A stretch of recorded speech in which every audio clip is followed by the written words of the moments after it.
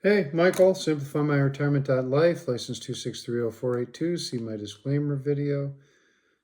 Thanks for coming back. It's been a bit, but this is how income annuities work, part two. The first part, we just talked about it being money for time, what a payout rate is. It's based on your life expectancy. I mentioned rollup, the 1% cost. Here's a little bit more on the basics. What are these behind me? The lower one, FIA, there it is, fixed indexed annuity. The top one, single premium indexed annuity, which is mostly what I deal with folks. They've worked their whole life, they've saved up money, it's in an IRA, an investment account with a fee advisor, whatever. They realize they can't have a partner during their retirement, so they get out of the accumulation side of the world and get into the spending side of the world where there's leverage, safety, and much less by the way of fees, and mostly any fees are fees you choose. So somebody comes up to me, they say, we've got $300,000, what can you do?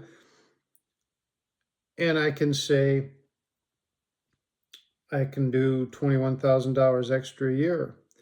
But really what it comes down to is I sit down and I say, how much is your Social Security payments and any pensions you have? We write that number down. I'll just make some notes here. Let's say that's $4,000. And then I say, well, what are your absolute necessities? Think of it as a road, a highway. You're in the slow lane, the absolute necessities. Maybe they say that's $2,000. And then I say, well, okay, great. Or maybe they say that's $3,000, let's say. And they say, great. And I say, well, what we'd like to do is we'd like to pave a fast lane, a lane for reserves, a lane for special moments, a lane for inflation, all these other things. What would you like that to be? And they say, well, we've already got 1,000 in there, but we're young and inflation doubles things maybe every 15, 20 years. What if we wanted to double that, go from 6,000 up to, I'm sorry, go from 4,000 or 3,000 of needs and put another 3,000 in the fast lane, so 6,000 total. That's where I was getting mixed up, sorry.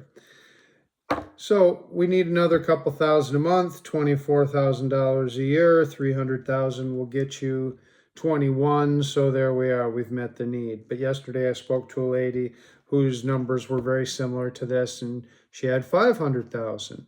And I just said, that's, what I try and do. Because if you had $500,000 over 30 years, you can do 16,600 a year, 16,600 a year, something like that, maybe 16,700. But my way, 300,000 will get you 24,000 a year, and with that 1% insurance premium, when your account runs out, the insurance kicks in and you continue to get it paid. So now we've got 6,000. How does this work? They've agreed to pay me $6,000. They don't know how long I'm going to live. So really, this is just another example of the pooling. 100,000 people, generally, they put them in pools, similar age, similar sex. So this was a lady I was speaking to. Let's just say she was 70. She wasn't. So they put her in a pool with a bunch of other 70-year-old women. And that pool creates an income. The whole system is based on the people passing early. Their income goes to the people living beyond 79 and a half today, right? But if you're an analytical, like me with a physics degree, you might say, well, here's a problem with that system. What if the younger people dying aren't leaving or giving up enough income to cover the people getting older beyond expectations? Aha. Well, now that can go into a couple things.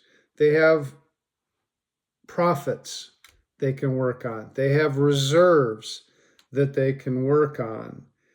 Those sound like cop-outs, right? Yeah. But they also have something real. While you were working with them, meeting your goals, they gave you a cap that you could participate, maybe 9% or 8%, or they gave you a participation rate. Well, the reason those numbers would be called limiting numbers, right? In any situation, why are they limiting?